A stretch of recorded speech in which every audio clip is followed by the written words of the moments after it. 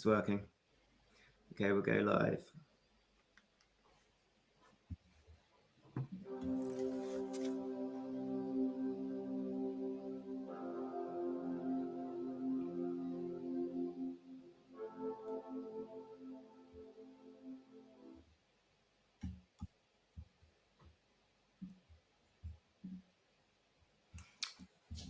Okay. Hey everyone, welcome to another Wiser Wednesday here with Raja. Really excited to dive into a discussion about fundraising from idea to Series A. We're basically as a bit of a backdrop to this. We're looking at this in a sort of post sort of generative AI. It's not over yet, but as in it's like here, some of the hype's coming off of it, but it's still really big, and it's completely transforming like how startup world is operating, and especially like how the fundraising world is working. Raja Skogland, I think that's the correct pronunciation. You're an investor and founder of the visionary company and VC based out in Oslo. For those that know me, I'm James Potton. I believe in a world of entrepreneurial success without burnout.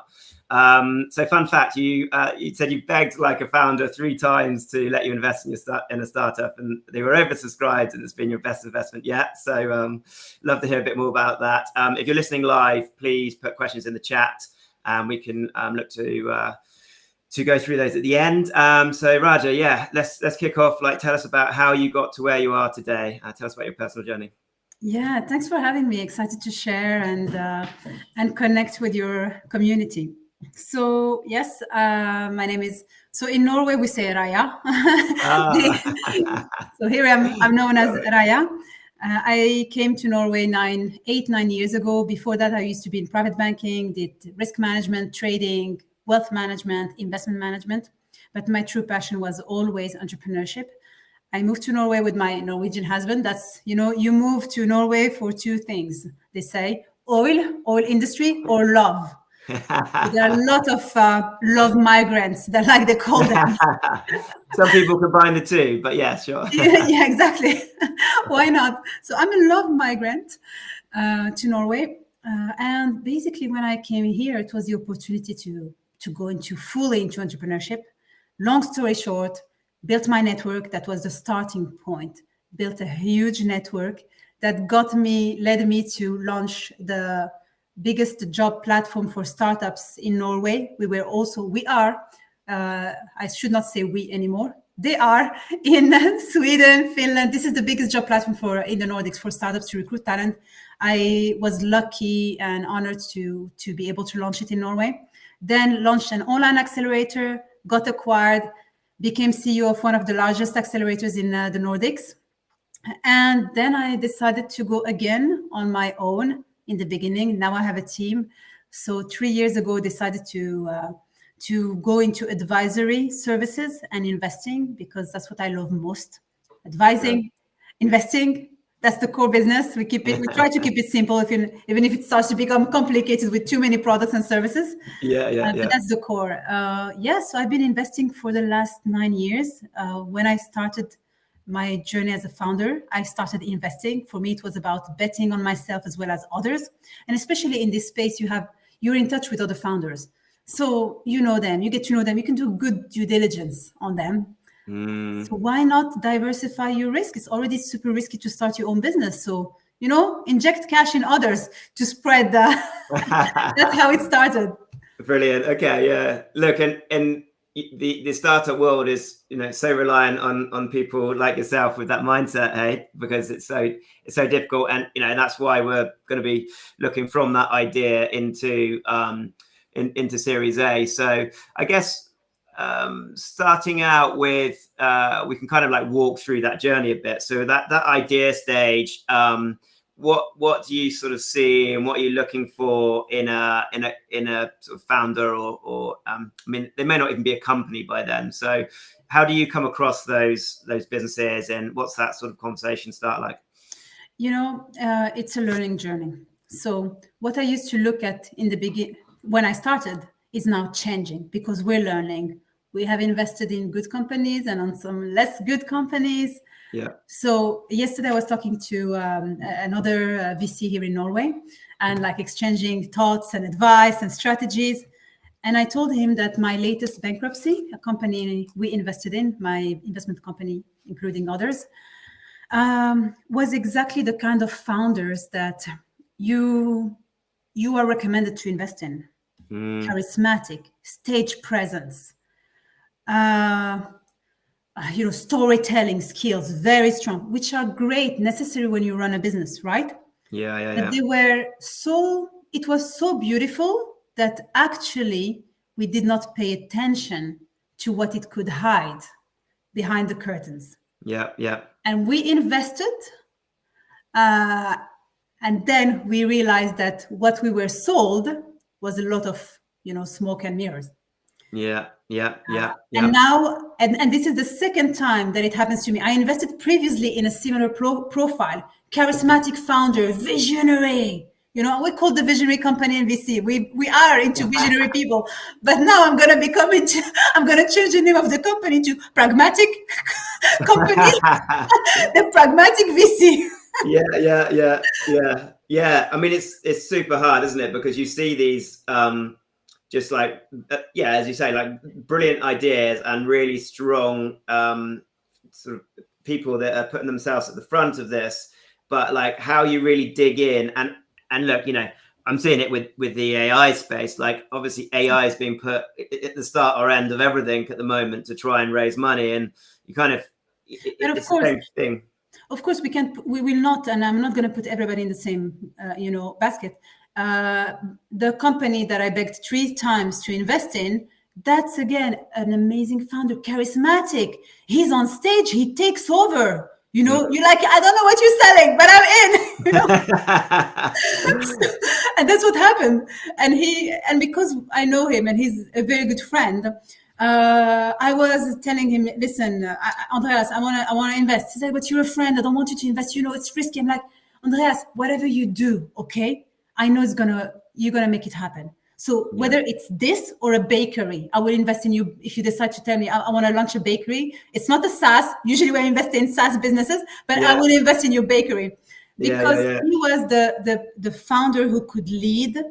So, it's about, we've learned, we want a founder who can lead, who has a big vision, strong storytelling skills.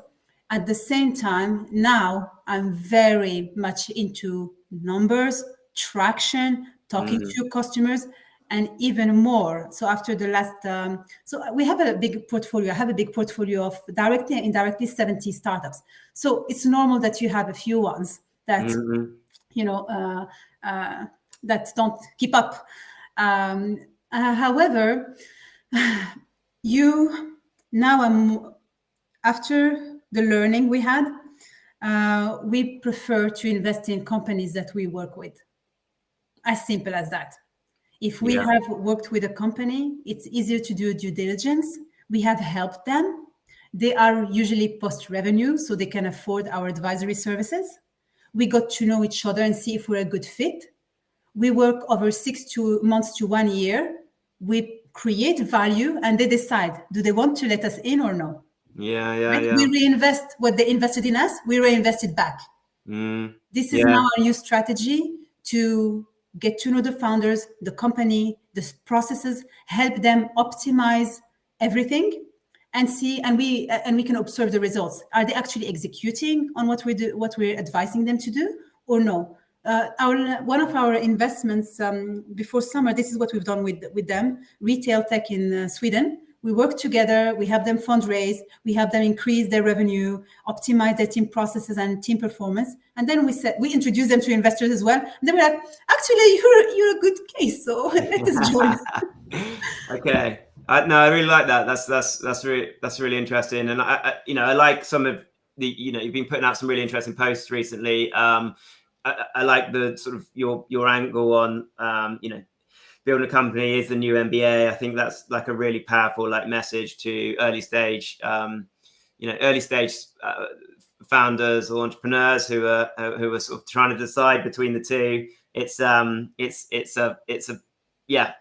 basically a place to go and like really learn about yourself and understand how it works in the real world.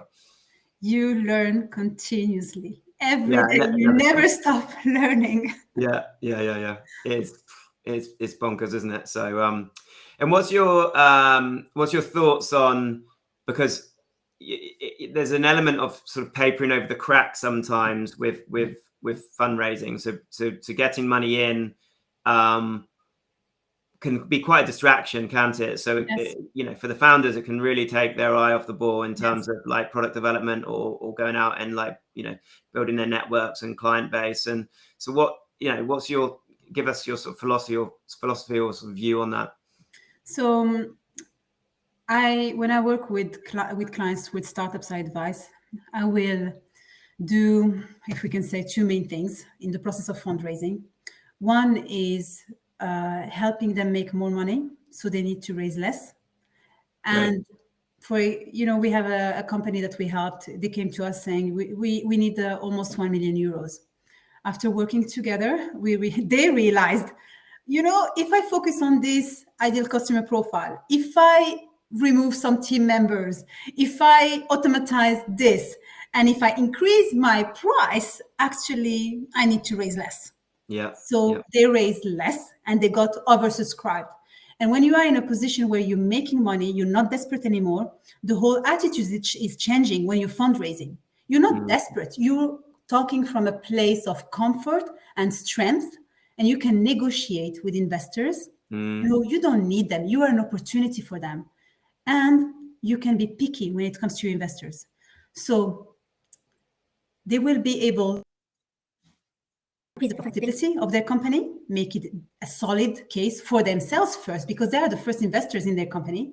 And then it puts them in a good position to talk to the right investors. So I'm an investor who's not a big fan of having investors. So I'm running 3 companies right now. One of them has investors because it's an investment company. The 2 others are bootstrapped. I am a bootstrapper. I love the best investors are clients. Either they pay for the services, and that's great validation, or they can even become your investors. Yeah. I've experienced both, and I have to say that obviously sometimes you need something, you need like a small amount, like and we talk about pre-seed and so on, and sometimes you need a small amount to sort of get going. But it's a very different, my experience was going from sort of 3 to 50 in 12 years bootstrapped, and kind of 0 to or 2 to 40 in not all full time, but in 1 year when it was funded. And so it's very, very different, like very, very different. That whole thing about retaining culture, the whole thing about like, how do you kind of, are you able to, because if whatever you've got going on will scale, so you amplify like problems as well as like successes. Exactly. In a business, if you put too much rocket fuel in it. Exactly. And even the advisors, because I do have a board, my advisors, they are investors, they are founders, exited founders, several exits. And we talk about this. Do we need to fundraise? They're like, no, let's continue a little bit more. We have the network. We have investors interested in investing in what we're building. Yeah. But we're like, do we need that? Let's continue 1 more year. We can make money. Look at this. Well, we're making money, but we can make more. We can scale this by ourselves. We do not need like 1 more year, and we can just like skyrocket our services. Yeah. So I think there has been a lot of, it's the media, it's the event, so many accelerators, no offense to the accelerator, but so many like pitching on stage. It's a business itself. Founders forget that this is a business. When you pitch on stage, where the media are feeding from these stories as well. And everybody thinks that they need investors to build a business. No, this is recent. Before that, 20 years ago, most businesses did not need investors. Now you go around and you feel like everybody's raising money, and you're like, why? Do you need that? Why do you need investors? You maybe don't even want investors. You feel like it's an achievement if you say, I'm looking for investors. I'm in dialogue with investors. I have an investor. Sorry, you have a new boss now. It's less freedom. It's more reporting. Do you want that? Yeah. There's Well, in elements some of it. cases, it's less freedom. If it's the right investor, perfect. Yeah, that's exactly. I mean, who you end up, sort of, dating, as it were, is like also key, isn't it? Yeah, but it's a very different like world in your business, and obviously work with a lot of founders, some who do and don't have like investment, but there's sometimes, it can be a minority investor, but they sort of throw their weight around a lot more in the boardroom than the they can still impact the business as even if they have invested 1,000 euros in your company, they still feel they have a say. Yeah, and everyone has an opinion. If you ask them a question, you got to decide who you ask who you listen to. So, if we sort of stick with like just early on a bit, there's this like obsession to find other like co-founders and suddenly grabbing the nearest willing warm body to join you, and obviously often that's releasing equity, which you can only do once. What's your thoughts around that? Even before they perhaps know there's a real business opportunity. What do you mean exactly? So where you have someone who's kind of got an idea, and they quickly go out and get like co-founders, right? Yes. Okay. So this is. I think this is also another risk. My advice: it's like telling them, you don't know when you're going to meet the love of your life. This is your ideal co-founder or your ideal investor. You can meet them, the same day on the street. You never know. Or it's going to take a long time before finding the right fit. So what I recommend is that we need to be able to manage the business at our scale by ourselves. We need to understand every step. We need to stretch ourselves. And when we've done that, we can see, where do I need help? What kind of profile? One of the biggest risks and mistake I see founders make at an early stage, going with their best friend, or it can work sometimes, but going with someone who's very similar to them. You will end up having two CEOs in the company. You do not want that. It's better, start yourself, you're the CEO, and then you look at where do you need to be, what are your strengths, what are your weaknesses. If your weakness is marketing, get somebody with a marketing background. If your weakness is tech, obviously get somebody with a tech background. So try yourself and then find your weaknesses and find somebody to strengthen your weaknesses. Yeah. And support you. Which again takes quite a lot of awareness, doesn't it? Because like there's there's often quite there's a certain mindset. There's almost something slightly missing normally in an entrepreneur's psyche to be willing to go on that journey. So and sometimes it requires a lot of communication. So I'm starting now a new company with one of my investors who's starting together a new company, and it's all about communication, really asking the questions, but what and trying to pick up on what is not said, the body language, even, the level of psychology where you need to get to make it work. It's like, I feel like you're reluctant to this. What do you mean? Open up, communicate with me. What is behind this strategy? Where are you going? What do you mean exactly? It's a lot about communication. We talk a lot about the ego within our company. Is this the ego talking here, right?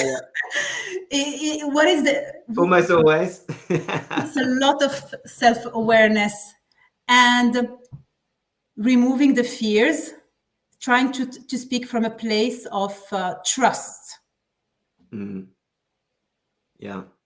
Do you recommend sort of starting out building like a memorandum of understanding or something where there's a kind of? It depends.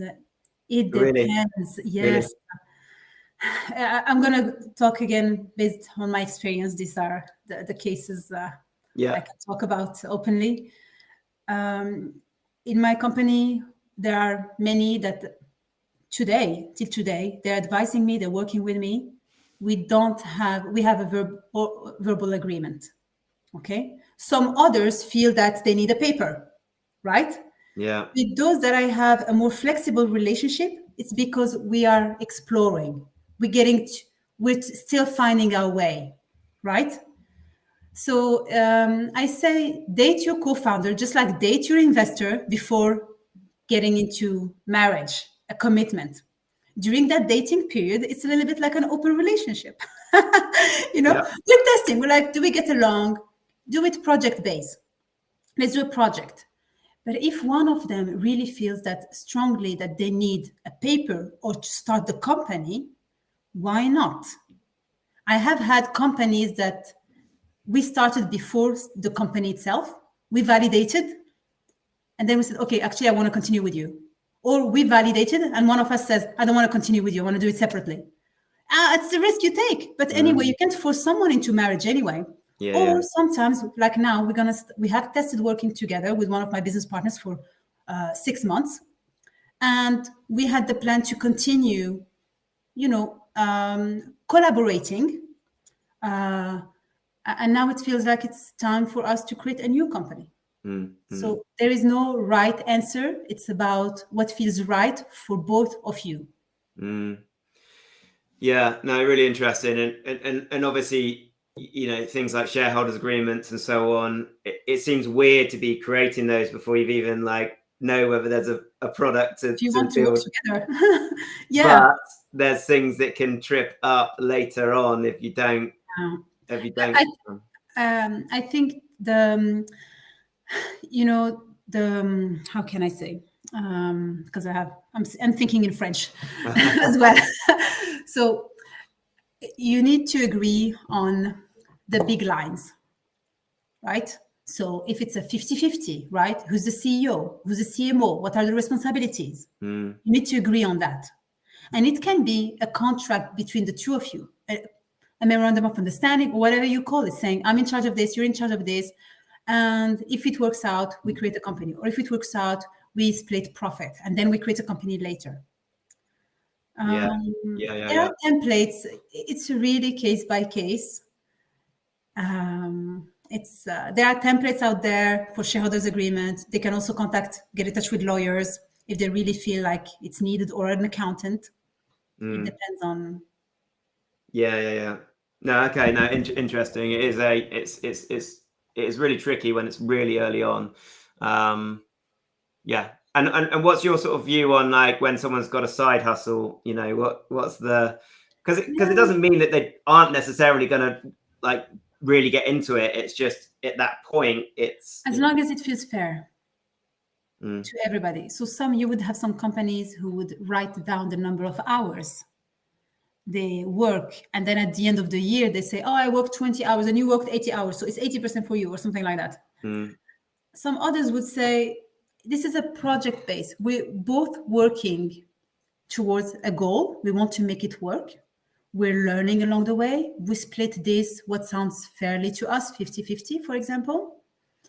And let's see.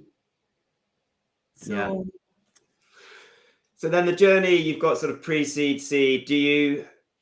Because my experience is we didn't follow that. It is a sort of laid out kind of journey, but it doesn't have to be, does it? Like Series A, Series B, and so on. To be honest, even these names, what does it mean from a company to another? Some are introducing themselves as their pre-seed. And they're like, but you're post-revenue. How is that possible? I don't understand anymore then, right? Yeah. Some others are going to say they're Series A while they have no revenue. I'm like, okay, it's fine. We can create names. And I think it's from an investor, it's about, I'm investing now in 2 companies that are post-revenue. One of them is making 10 million euros per year. I never heard anything about Series A, Series B, or it's like, we're raising money. You can join. Yeah. This is what we're doing. Here are our financials. This is the company structure, and you're in or out. Yeah. We're not a Series A. They're not pitching on any stage. They're not doing any PR. Yeah. It's really interesting. I mean, you do have a bit of a challenge in the industry is investors need deal flow, right? So you've kind of it needs a home, so then it kind of has to, at the same time that you've got founders needing money, there's also like deal flow that needs to go somewhere. So it's sort of self-perpetuating to some extent, isn't it, as a concept? Yeah, but I also, I mean, when we create these labels, it also creates more clarity. I think it's about and creates more clarity for the right parties to meet. Investors who would say we invest in post Series A, then Series A company, come to them. But I think there has been so many companies created, and in that case, the quality of companies is also, if you look at the big pool, in my opinion, it's decreasing because you have many companies just like popping and starting to call themselves Series A and thinking that there's something huge, while, validate the product and we can talk about something huge, about a huge market. First, get out there. Yeah. I'm just, like I started, I'm just becoming very, trying to be more pragmatic, not looking at titles or big names. As an investor, I would like solid companies. And what it means, it's like founders, committed, dedicated, who know how to build a team. Like this is what we're talking about.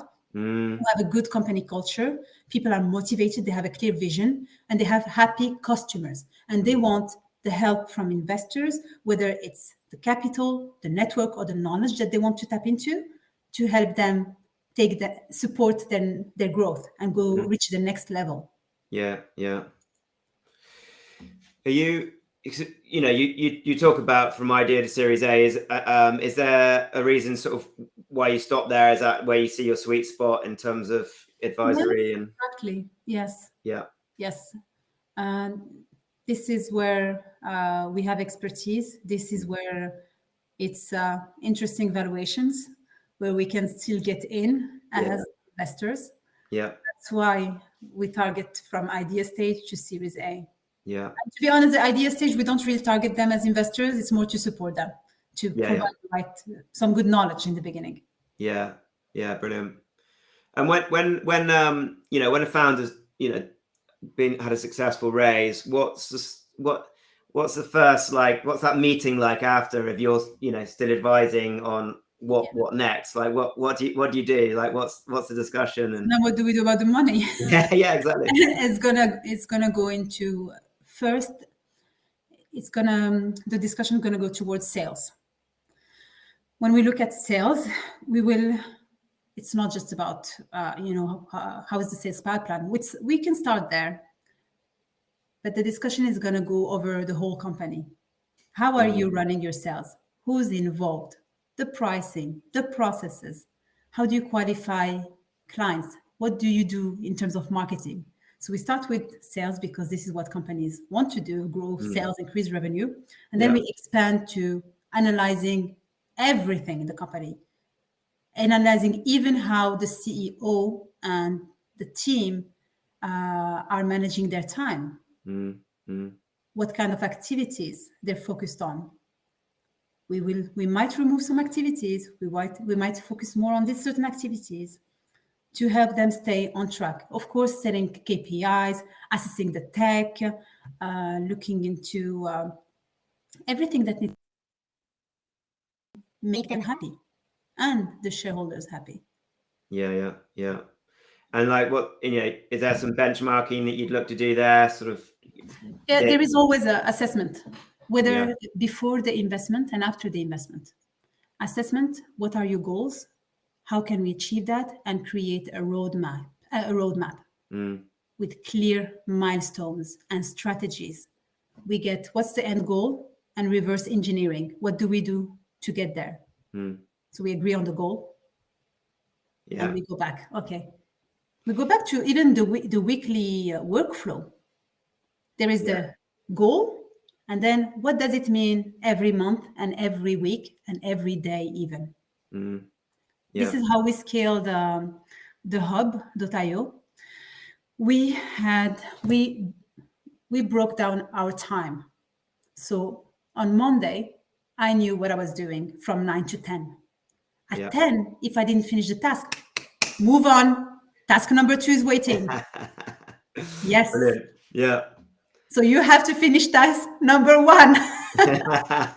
And it's very satisfying. You're like, check, next, check, next. Brilliant. It's tricky, isn't it? If that isn't how like a founder's operated before, and because everyone's different, aren't they? Some people don't even like look at their calendar. You need to have access to that knowledge, otherwise you don't know, or you need to be pushed. So the reason why we created that weekly workflow, or we implemented it in Norway, and I know it was spread in the Nordics. I don't know if they used it, but I know that it was shared. I was going on maternity leave, so. And it was my company in charge of the whole management in Norway and hiring people to take care. Yeah. Big responsibility for such a big platform. So I had this new hire taking over, and I wanted to make sure she hits the KPIs. We had weekly, monthly, yearly KPIs to hit. So I designed my time and defined exactly what task to do at what time on Monday, Tuesday. And we had different tasks, from social media to outreach, to Google SEO, to ads, to Facebook ads, to partnerships, to events. So I gave her that and I said, now you know what to do every day at what time.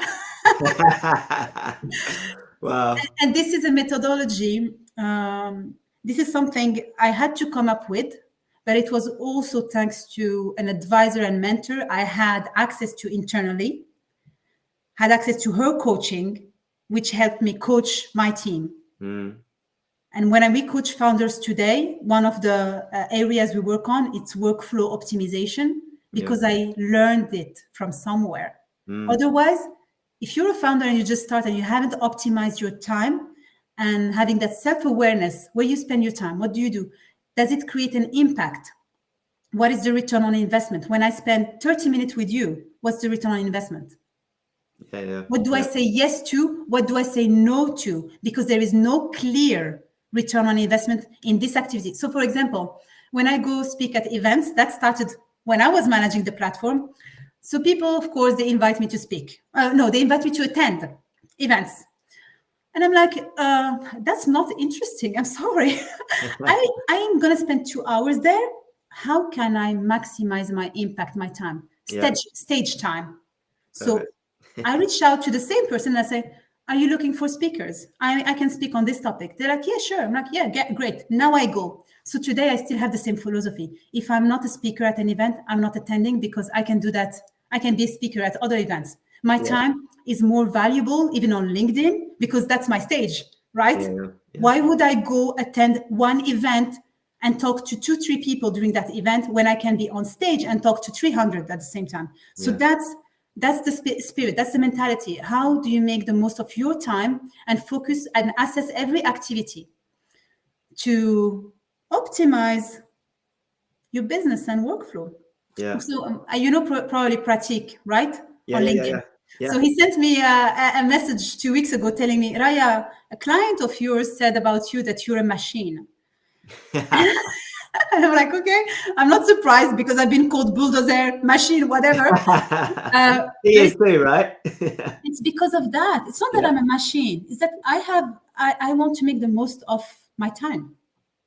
So it helps me move quite fast in certain areas. Even if everything on a daily basis, I'm like, what did I do wrong? What can I do better? How can I achieve my goals? Because I have plenty of ideas and goals that I want to create. Yeah.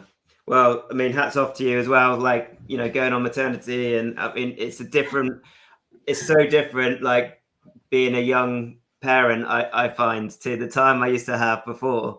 It's just bonkers. And it's almost like I sort of feel like I want to create I don't know, like a community or something to say, hey, this is going to be different. Don't fool yourself, because you have just different like demands on your time now. It's just so different. So. And maybe it helps you. I have 2 kids. And I think it helps you be even, more aware of your time, how you spend it, what's important. Yeah. Well, that's what I think. That's what's really interesting about what you're saying, because you have to become more effective, because I have to work in blocks. So I have to block out time, and this is what I've got to achieve in that time. And I know if I don't do it, it gets pushed into basically the evening. It's like once it's done bath time, it gets pushed into late, and then that affects sleep. So and that has a knock-on effect to your efficiency the next day. So. And you will feel frustrated with your kids, not happy, and that's not nice. You don't want that. So you have to be efficient to make the most of your time at work and with your family. Yeah. It's look, it's a whole other discussion, but it's equally, the funny thing is, no one can prepare you for it. No one tells you what it's going to be like. Kids or a business. Yeah. Kids are starting a business, both. Well, because your business is also a bit like a kid, right? Your business is like you're trying to steer it, and you're trying to guide it, and develop it and nurture it and challenge it, and there's all these things you're trying to do, and then depending on the age of your kids, you're then having exactly the same thing over here. So. I heard yesterday, I forgot the name of this founder who sold his company to Etsy, and he said that when he sold his company, he cried. And the interviewer said, "But why did you cry?" He said, "But it's like a baby that you see getting married to somebody else. It's your baby. It's growing and you're nurturing it. And one day it's leaving for a new family." So it's very... Almost need to do like a father's speech, Yes. Yeah, it is. I liken it to the number of people in the company is like the age of the company. So, I always think that you get the early, the toddler, the challenges right at the start, but then it's sort of, I will remember that one. Yeah, but there's a nice stage, isn't there? Also, there's that kind of 5 to sort of 9 or 10 people stage where everyone's talks about the good old days and what it was like then, and then you get into teen years, and then it starts to get and then you sort of have these chasms that you've got to get across. So it's a new challenge, and as we know, in the entrepreneurial world, solving a problem doesn't end problems, it just creates a new problem. So you just have a different thing that you've got to solve tomorrow. Yes, yeah, same with kids. My dad used to say, small kids, small problems, big kids, big problems. Same with the company. Well, I've got a 1-year-old and a 3-year-old, so there's small, in theory, small problems at the moment. So Yes. Oh, brilliant.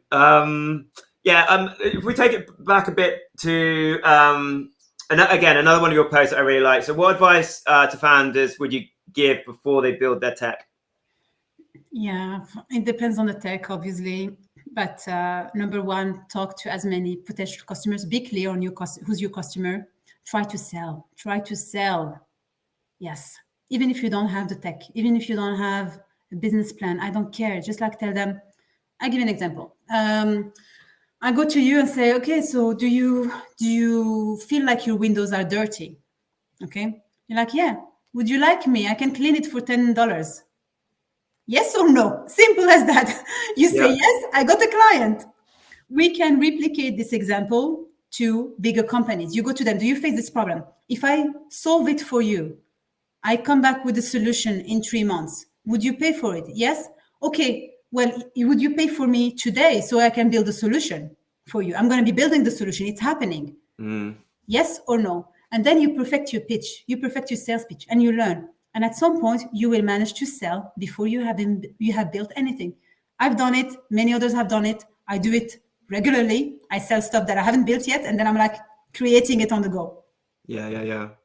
I mean, it's a really interesting, because it depends on your mindset, and we could start getting into psychometrics and different ways of thinking, but it's it is uncomfortable, perhaps more for technically orientated people to want to sell something they haven't built yet.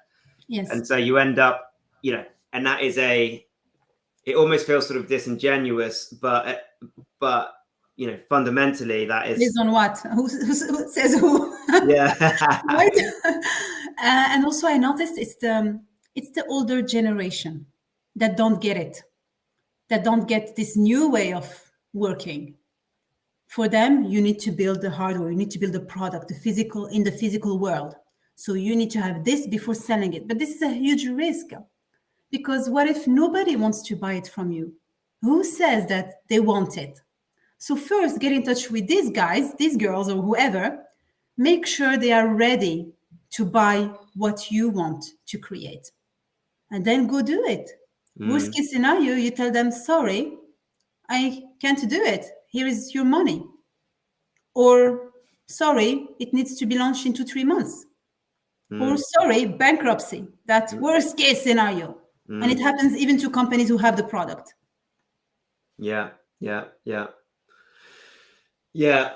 it is a difficult, I guess, kind of.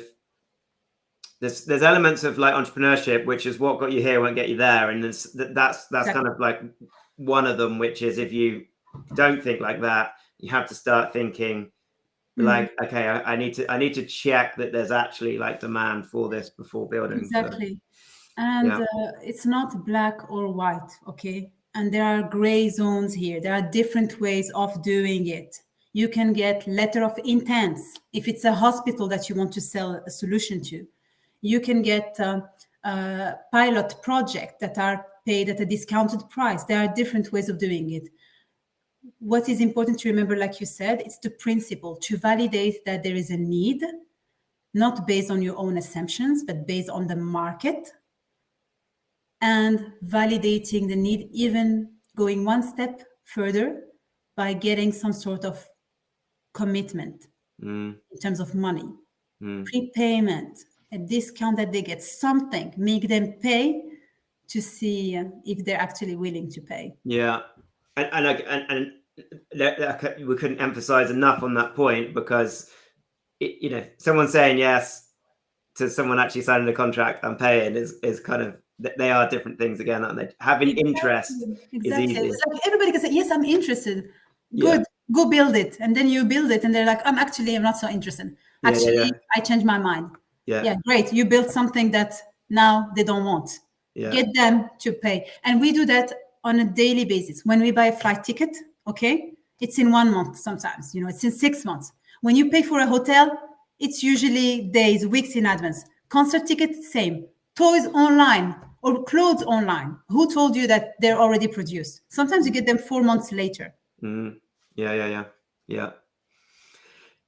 No, it's great advice, and it's really interesting. Like you'll be in these sort of discussions a lot. There's absolute gold in like what you're saying, and yet it still doesn't necessarily sink in when founders are starting their journey. I had an advisor 7 years ago. She told me I was going to build my platform, online courses that I sold some years ago. And I told her, but I feel like I need to create it first. She said, but Raya, you're going to create it, right? You know how to. I said, yes. She's like, so why not start selling it now? And I was like, you are right. So the mindset shift happens slowly when either we have a discussion with someone who can open our eyes on that, or we keep on doing the same mistakes. And at some point we're like, oh, I've been stupid investing so much time and money with no guarantee. So that also happens a lot to founders who have done it the first time, and second time they do it a little bit again, and third time like, I'm done with this. I'm going to learn something. No, I'm not doing it. There's a when you're looking at investing, there's certain like data points that, and one of them being, have they had a business before? Like what, that data point, do you lean into that a great deal? Have many data points. Okay, we have like, now I don't remember, but like 17, 20, something like that. Yes, previous experience is valid, but that's not it. We also want team members that we have a good chemistry with. We look at elements that are also intangible. We get a meeting with the founder. I had that in the past. with the founder, I give a feedback, and I feel it in their body language that they're on the defensive. They are not welcoming any feedback. And this, I'm saying, I am not feeling welcomed. My money, no. Yeah. So we're looking for founders who are, again, we talk about the ego, willing to learn, knowing that they know something, but there is more to learn, they're into self-development, on top, of course, of the usual metrics, usual KPIs, revenue, traffic, traction, and so on. Market opportunity, yeah. Yeah, market opportunity, business model. Yeah. Okay, great. So as an investor, basically you do a 360 analysis of the business. You look at everything. You look at the hard skills, soft skills, numbers, vibe. Do I like this founder? Do I enjoy time talking? Would they become my friends? Yeah.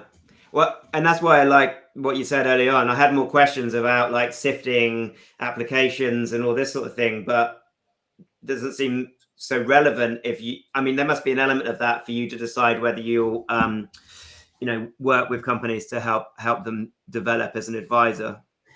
The foundation, the starting point before investing, it needs to match our investment thesis. So our investment, this is something important that founders need to be aware of. What is the investment thesis of the investor they're talking to? If they're talking to, in our case, it's B2B, SaaS, Nordic, because we want to be close to founders, to help them, to meet them, actually. Also to do due diligence through the network. Giving a call to someone, say, I see that you're connected to this person. Have you worked with them? How is this guy? How is this girl? Are they nice? Are they, what can you vet, Yeah. Can we trust them? So we like to invest closer to home so we can do this kind of due diligence. So the investment thesis, when you talk to an investor, if you are from the fish industry, maybe you're wasting a little bit of your time if you're talking to someone who's into femtech, women's tech. If you are into femtech, if you're building something for the femtech or health tech, talk to investors who understand your industry. Do not go to somebody who has other data points and metrics and benchmarks in mind. They will, of course, discredit or not understand or challenge you or waste your time trying to understand what you do. You're investing time educating them while they're just curious. It doesn't cost anything to ask questions and see, do I like this startup or not? Do I resonate with them or not? Does it feel right for me? And then they tell you, actually, I don't understand much. What you're talking about. I don't know the market. So sorry, Yeah. Profiling investors is something that not many founders do. So profile them, put their name, list of investors you want to get in touch with. Check if they have the right industry for you, if they understand your industry, if they have worked within your industry, if they understand your problem, if they understand the solution, if they have the right expertise that can help you grow, if they have the right network for you, they can open doors, connect you to clients, connect you to business partners. They need to be able to create value and, more importantly, understand what you're talking about. If they are outside your industry, give it a try, but most likely you will be investing a lot of time educating them and maybe not getting a proper return on investment. Yeah. Okay. No, I think. Yeah. And do you feel like you're quite upfront with that in how you position yourself? Do you think investors are good at? Yeah. If they should check investors' websites. Yeah. So if they go on my website, they will see that. But most of them shoot me a message on LinkedIn and they're surprised that I say, I'm not interested. You're too early. No. Give it a try. I'm like, no, you don't match my investor thesis. We can't. Yeah. It's a no-go. You don't match. Yeah. And it's surprising that some are new to the terminology. No, it's not surprising. I'm sorry. You have to be exposed to it to know it. But I think there is, I hope, and I'm doing my best to educate more on what are investors looking for. And because it's hard for founders who have never been in touch with investors or exposed to investors or have been an investor themselves to know all these little nuances and what investors are looking for and how do they select their deal flow. Yeah. No, thank not you. Their fault. It's great. It's great. It's really helpful to like hear it from your perspective, and I'm sure like people listening are considering that. Don't like to some extent. Don't sort of spray and pray on like LinkedIn and hope that it's just gonna result in money. So no. Fundraising can be very quick. If you have done the things right before, which is building your network. Giving them time to get to know you, putting them on your investor newsletter,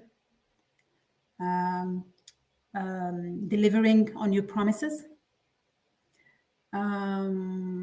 Yes, and building your brand. And of course, having clients as well and a team. Excellent. So a quick fire round.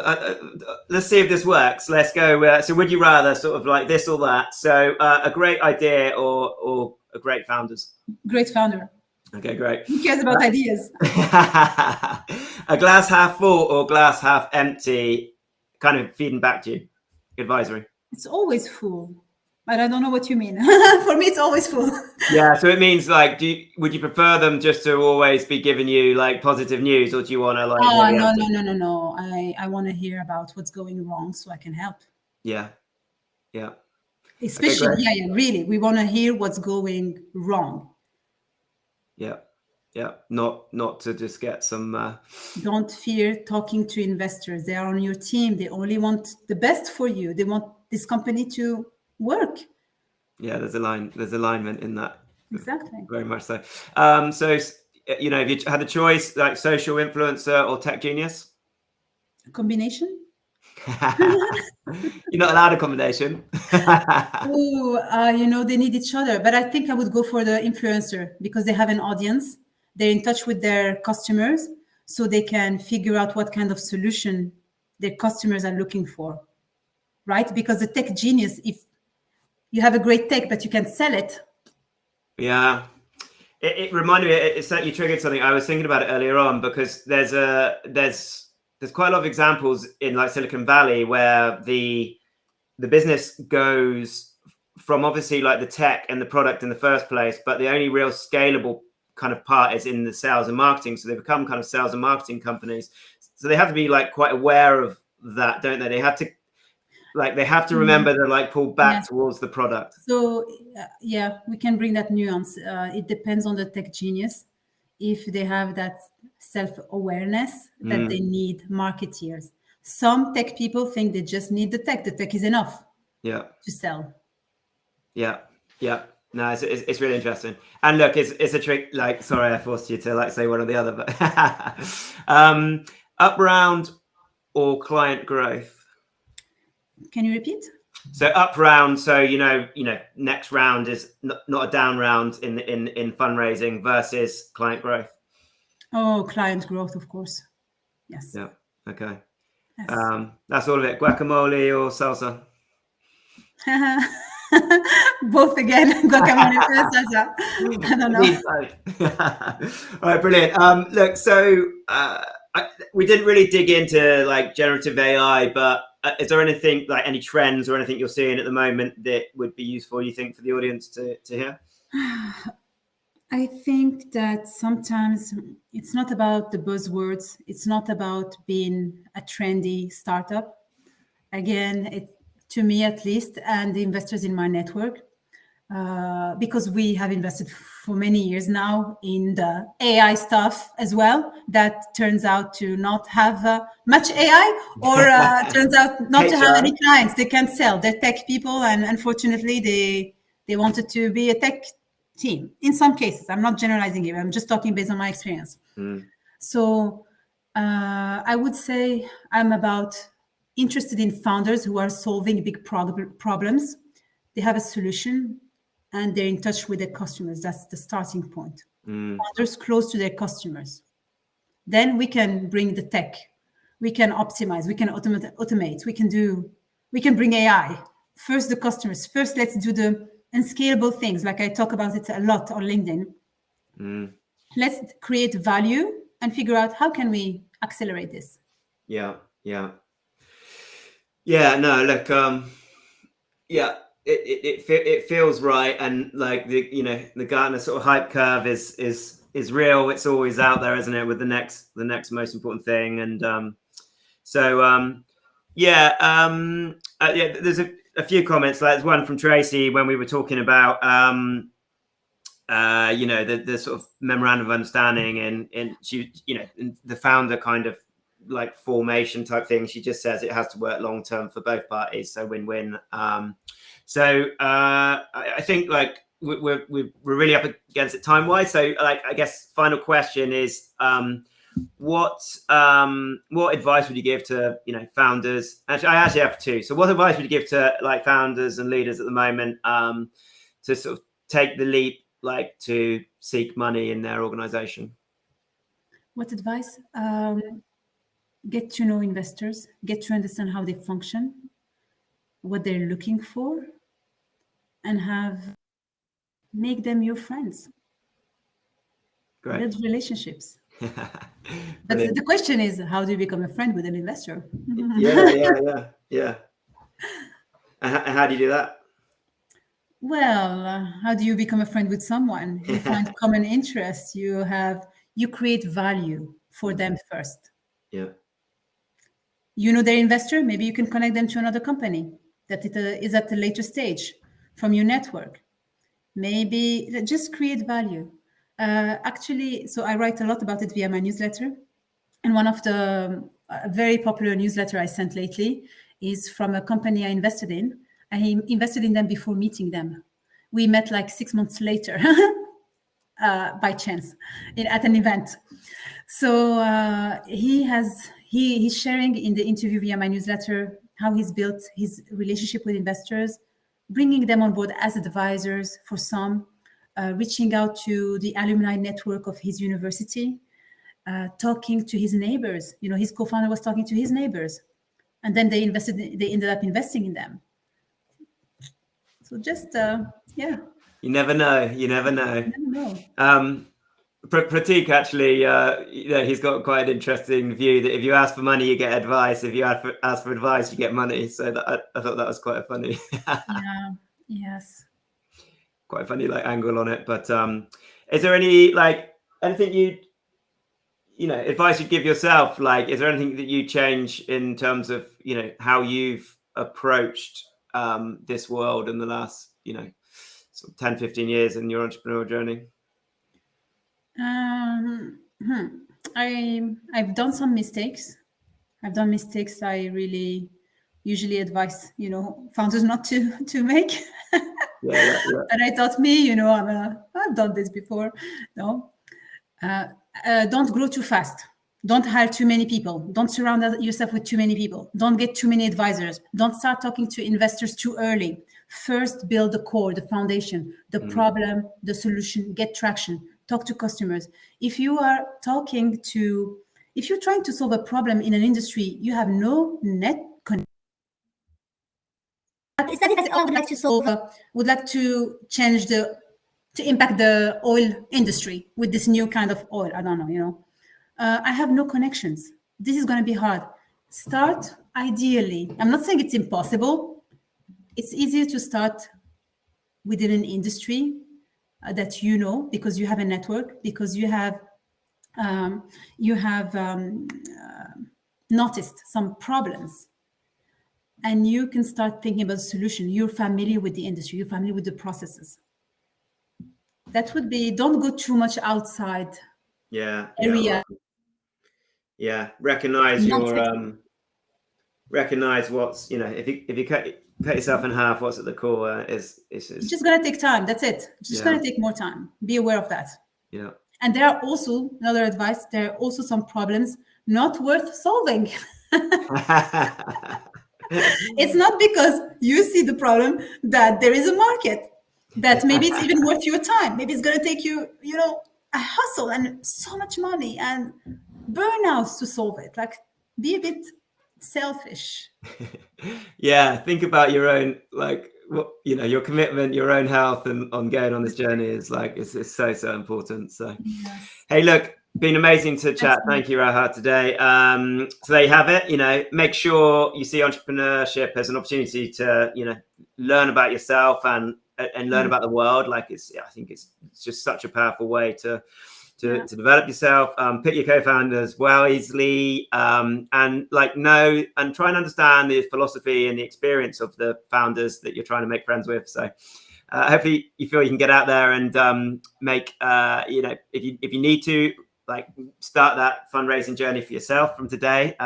Really some absolute gold, like real nuggets in here. If you have any questions, I guess reach out on LinkedIn. Raha, is that good for you? Yeah, join my newsletter, because on LinkedIn sometimes I get many messages and I don't manage. I don't have the human capacity. Yeah. Okay, So great. So join the best way is newsletter. to follow me and join the newsletter to get my best knowledge. What's the address? It's on Substack. So Raya Skogland at substack.com. Okay, cool. It's on my LinkedIn. Okay, perfect. Yeah, finally, thank you everyone for listening today, and thank you for the awesome speaker, Raha. So I hope you feel slightly wiser this Wednesday. So take care, everyone.